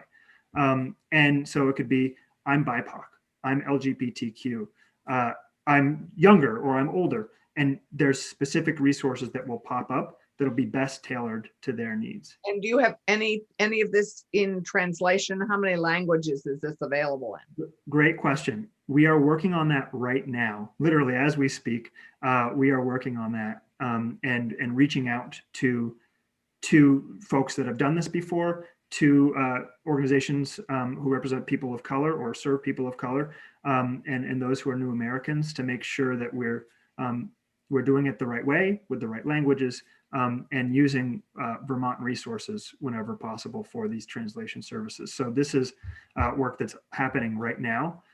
What we didn't want to do is right out of the gate, knowing that there will be tweaking, to have it translated into a bunch of different languages, knowing that we then have to go change it immediately. So we're doing that work right now, and we'll be having it translated very shortly. I have a question. Yeah. So, thanks, Mr. Chair. So I went to the website. Thanks. And, I was really interested on one of your slides. You talked about how many students are parents. We're of a similar age category, Tom, and I know I hear all the time, and you experience every day, the challenges of being a parent and trying to afford and navigate resources in Vermont. Yeah. I clicked through 3 times and then went to a drop down about figure out how to balance it all kind of thing. And then toward the bottom was some pretty specific resources for families and single parents. Feel like having children should be more prominent on the website. That would just be my feedback. It feels like that is a huge stumbling block for people of all backgrounds. Yeah, thanks, Senator Rahm, for mentioning that. It just so happens yesterday with my team, we were talking about what are some of the things that we want to continue to build out right now. And that was one. We want to have a page that is for parents. That is, to your point, it's here, but let's make sure it's really elevated. So we have pages that kind of are for high schoolers and adults, I believe, right now. And we're going to add one for parents and add one for people we term navigators. So those counselors and others as well, so that they can have resources, and eventually employers as well. So we are going to add more of those pages that are more targeted for different entities or populations, I should say. So parents is top on that list. Thanks for bringing it up. The only other thought I would have, I'm sorry, Tom, could you move to how we can help you and how you can help us? So we have another witness and we're running out of runway. Yeah, happy to do it. I can do it very fast. So this next slide was just what it looks like, a preview. So, and by the way, we just say it's very accessible. It's ADA compliant, and on all of those things. eighth grade reading level. So here it is. We're looking for 350 in ARPA funds, 350K, that is. We're off to a great start with My Future VT, but we really want to make sure it continues to speak to that message that there are opportunities in Vermont, and here are the supports that are helpful to you, and continue to really build those out. So that means we need to continue to expand the careers database. Right now, it's more focused on the high pay, high demand careers. Same with the programs. It's a really big lift to do those things. We need more stories and videos so people can see themselves. That's really incredibly important for us to do. We have to build out more connections to employers. These partnerships that I've talked about that are just so essential to making this thing helpful for people. And then translation services is also on my list of things that we're starting now, but this funding would also help us make sure that that gets done very well. And then with our credential transparency work, which really does align and feed right into My Future VT, it's not a small lift to collect all of the programs in the state, all 2,000 credentials. It is, as we're finding, a very large lift. And we definitely need further assistance to get to our goal to have all of those 2,000 credentials right here available on My Future VT, but also available in other forms for policy and the other ways that it could be helpful. So it's not a small thing. So that's essentially what we're asking for. Mr. Chair, I had a kind of follow-up question. Senator Rahm? It's really quick. It's more of a suggestion, but Thanks. I feel like and I say this, I'm on the advisory board, and so I don't want to talk about who should get the money and what the value of it is, but I just want to make sure this is knitted with the UVM Office of Engagement, because I feel like they are being tasked, or they're tasking themselves with a similar set of outcomes and goals. And I just wonder if that's been a strong partnership, or how you all are relating, because it just feels like a related problem they're trying to solve. Yeah, we are coordinating with them. We talk with them with some frequency. Yeah. So your appropriation requests, you feel like, are complementary at this point, if we asked UVM that as well? Yeah, I guess complementary is not duplicative. Okay. Yeah. May I ask a question, Mr. Chair? Yes. I wonder, Tom, if you could tell us, who is Advance Vermont and what is it? Is it a 501c3? Is it a subsidiary of another organization? How's it organized and who's in charge? Yeah, thank you.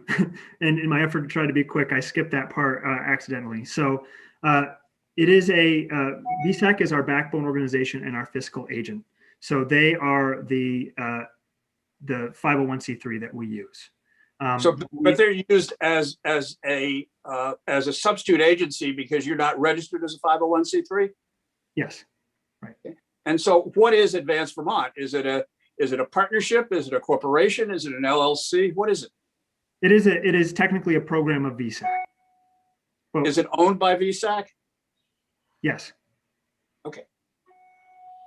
Yeah, but it's an entity that operates beyond VSAC, and VSAC is providing that backbone support and the fiscal agent support. And right from what are we exactly? We are a program of VSAC. Yes. All right. So you're part of VSAC and not a separate organization as such. Not technically, yes. And so if contributions come in that are directed to Advance Vermont, the contributions belong to VSAC? Yes. Okay. Thank you. Good question. Okay. Thank you, Tom. It's interesting. It's very instructive. I mean, in terms of this workforce development, how to give out money. This is, you're probably, it's very attractive what you're offering and and it's needed. But there's so many organizations working in workforce development, and we're dealing with this over the course of a week. It's just I guess it leads me to ask the question, as opposed to, I'm not saying we might not make a suggestion along these lines, but where would you go? I mean, there's all this money out there. Hopefully we're going to have a section in here about promoting apprenticeship and credentialing and all of that stuff. It seems more likely that, given what we know and what our role is, that we're likely to suggest some parameters of things that need funding to the administration. And then you would go to them and say, is this something that is part of your toolkit or toolbox to fund? And you, I think, told us in your presentation something about that there are programs like yours that are being run right now in other states, state government. So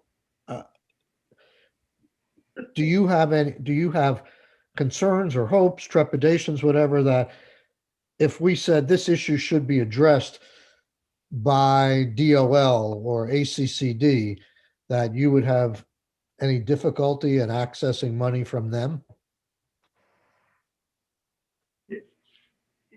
I think I don't know for sure. I mean, I think it really depends what it would look like. That's a really good question. They're certainly supportive of our work. So I think if you had allocated dollars that sound like it fit, that Advanced Vermont fit the need, that it would likely come our way. I would say that this is the work that we're doing is exceptionally unique in the state. There is no one else doing this work. So there isn't anyone to compete with us for it. So, if the thought was to give it to a state agency so they could kind of see who the best person is, for this purpose, the answer is there isn't anyone else doing it. So I'll just share that. We are not doing anything else that somebody else is also working on. And we're bringing together many, many, many different organizations, including those of state government, to support the work. So I just say that as some additional context. Okay, thank you, Tom. I'm going to move on to Hal. Welcome, Hal. Thank you. We'll probably have about 10 or 15 minutes. If you can keep your comments, we're beyond our usual 11:30 stopping point, but introduce yourself and tell us how we can help you and you can help us. Great. I'm Hal Cohn. I'm Executive Director of Vermont Adult Learning. And I'm here testifying on behalf of the 4 adult education and literacy providers in the state, which is Vermont Adult Learning, Central Vermont Adult Basic Ed, Northeast Kingdom Learning Services, and the Tutorial Center in Bennington County. And most importantly, I'm testifying on behalf of the people we serve. 57% of the people we serve are women, 82% are between the ages of 16 and 44, and 33%, a third, are Black, Indigenous, and people of color, which is way out of proportion to what the traditional educational system serves. Most of the people we serve are also low income. Our network has been doing this for over 30 years. Our work over time has changed, our teaching methods, and even the people we serve. When we started out, we were primarily volunteer driven. We primarily worked with people who were essentially illiterate, couldn't read, write, couldn't do math. We're really a very professional oriented program with a very serious and rigorous curriculum that moves people through our system to get a high school diploma, to gain basic skills.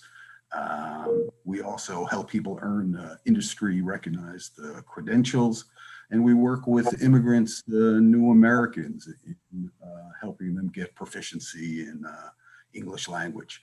In H-159, there's a lot of great opportunities there, but part of the problem is that our population will not be able to access those opportunities, will not be able to access a lot of workforce development opportunities because they don't have a high school diploma. They're not necessarily, they're not enrolled in school. They may not have a high level of basic skills that would be needed. It's really amazing to imagine that in Vermont, there are 36,000 Vermonters who don't have a high school diploma. And to help some of these Vermonters receive a high school diploma and be in a position to benefit from these workforce development ideas, then we're asking for $2.8 million to support our proposal. $1.2 million of those funds would support an intensive statewide targeted outreach campaign.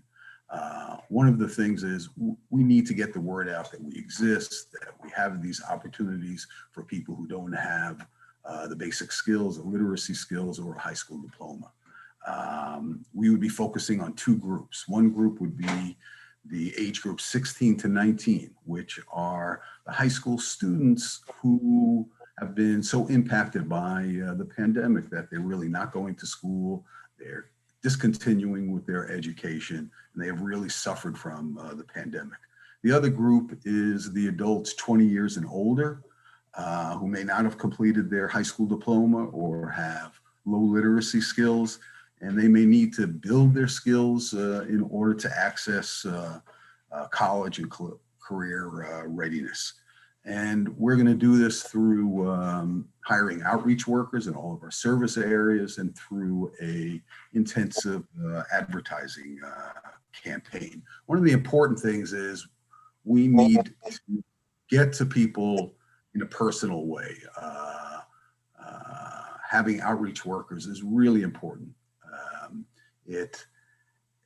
We need to convince people on a certain level. And when people do sign up, folks we work with need help in retention, in continuing their studies. And in many ways, the work that we do is a lot of case management. Folks have a lot of barriers and they need to be referred for different resources. So the role of outreach worker is very important in this proposal. Through this, we hope to increase the number of students that we're working with by about 25 to 30%. And then we need $1.6 million to serve those additional students. I will say that if you look at the traditional education system, the cost per student at the adult education and literacy programs is a fraction of what it costs in the regular system. On average, it costs $3,460 per year to educate our students. And I will say, just yesterday, Jay Ramsey from the Agency of Education testified at the House Commerce and Economic Development Committee about adult education and literacy. And he said, quote, "We don't usually talk about adult education and literacy programs, but they serve the most vulnerable population of the state." And he also went on to say that we did not receive any of the recovery funds. And, we all know that a tremendous amount of money has gone into the K-12 system. And in fact, in the CARES Act, it specifically mentions that these funds, an eligible entity for these funds, are adult education and literacy. But in our state, none of those funds got to our network. And it's really important to support the vulnerable Vermonters.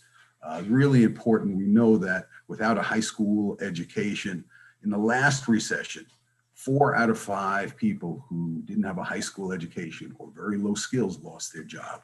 During the pandemic, I think the situation is very similar. And the folks that we work with are also the last to enter back into the workforce. And without this kind of education, they get stuck in low wage jobs. So I think a way of rectifying that situation would be to support our efforts, this $2.8 million. So where have you made this request to other committees in the legislature? No, this is actually our first request. We have tried to get funds through the Agency of Education. We have tried to get funds through the governor, and now we're turning to the legislature. And So the House budget bill doesn't have anything. How much money do you get presently from the state? Well, we have the high school completion program and adult basic ed. It's a mixture of state and federal funds. Just off the top of my head, I know what I get, but I think off the top of my head, it's around $5 or $6 million. Okay, and so there's nothing in the House passed budget for an up for you at this point? No, and in fact, in the governor's budget, he reduced our high school completion program funds by a little over $2 million. You're And- suffering a $2 million cut this year, you're saying? Yes, the way it works, it's the high school completion program is a fee-for-service program primarily, and it's performance-based. So for the last few years, we haven't been able to access all of the monies, and that's a complicated issue. Some of it has to do with different state policies. Our students have to take essentially an exam in order to graduate, and for our population, that's often very difficult. So it's cut some of our numbers, and also with a high employment rate before the pandemic, we saw less students. So the state has decided to move around $4 million down by a little over $2 million for the high school completion program for our network. But the fact of the matter is that I think we're going to have many more students once things open up, that people will need to get their high school diploma in order to get back into the workforce or to get a better job. So does your monetary requests from the state budget, do they usually go through the Department of Education, and it's somewhere buried in their budget is a sub-line item for adult learning or not? I don't know how all those mechanisms work, but it's something like that. I think what happens with the monies that is all state monies for the high school completion program, that they get mixed into the flexible pathways. So some of those monies can move back and forth between that program. So Hal, are you anchored in AOE? What do you mean by anchored? Are you in the agency, or you're independent, I think? Yes. We're 4 501c3 organizations. I'm Right. no longer in government. It's been a few years. Right. So you're no longer a part of the Agency of Education, which is a little puzzling in a way, because they educating everybody through at least the through getting a high school diploma. So Actually, I we've never think- been.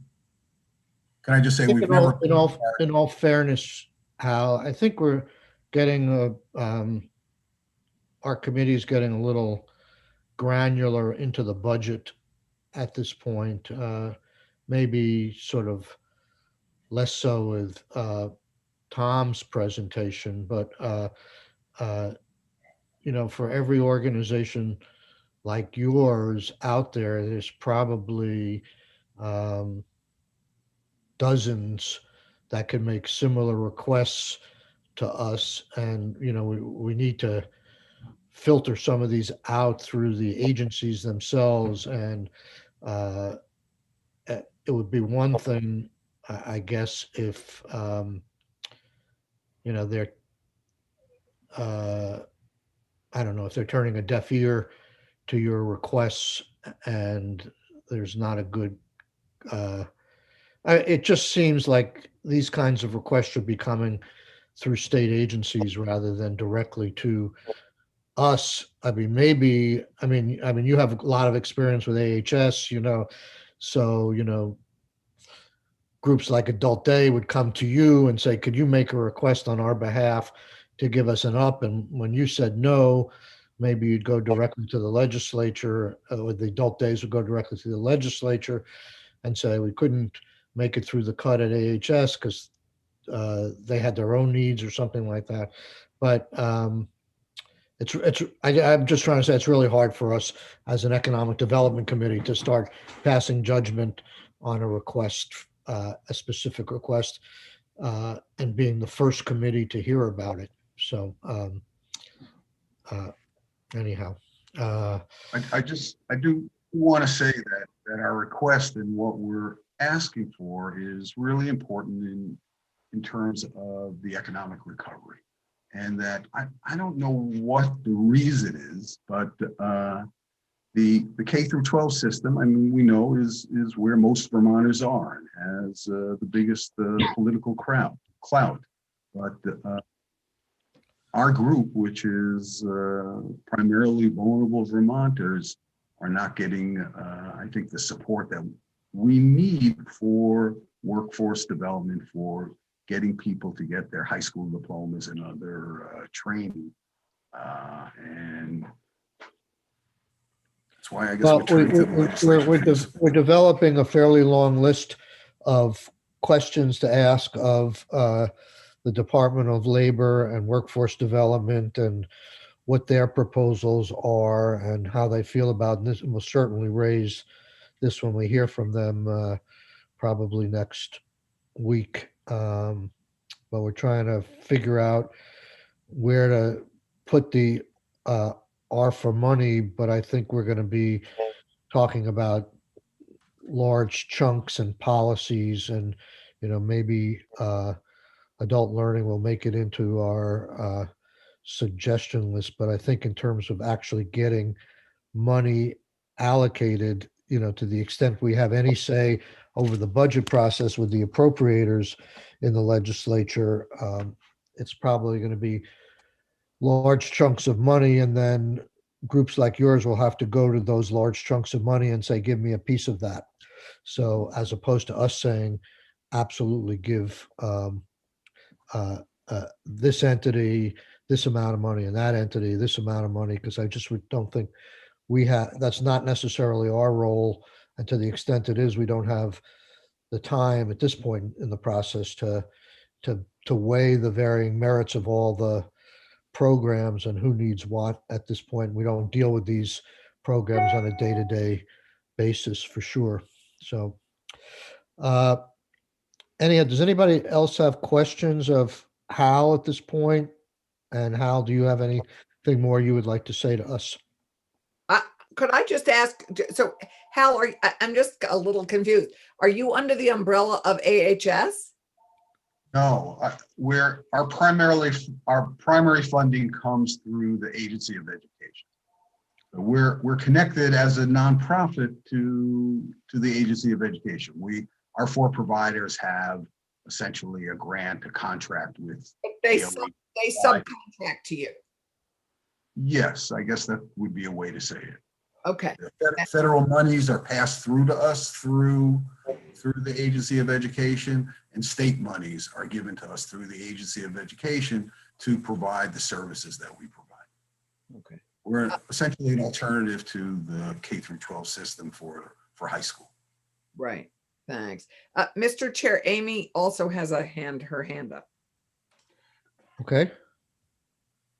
Thank you. Amy Schollenberger, represents the network that Hal is part of. And I just wanted to clarify, Mr. Chair, that we did submit this request basically to every legislator and also to specific committees all throughout the process. But your committee was the first one that allowed the network to testify. So it's not that we haven't been trying to get this on the radar. And also, I think it took a little bit of time to figure out exactly where this request fit. And with this workforce development package, basically serving everyone except this cohort, we thought this might be a good place to sort of just raise the issue. So we do understand that you're full of requests, but I just wanted you to know the process that we've been going through. Okay, thank you for that. Okay, we're well past our adjournment time. I want to thank everybody who's still with us for joining us, and we'll see most of you on the floor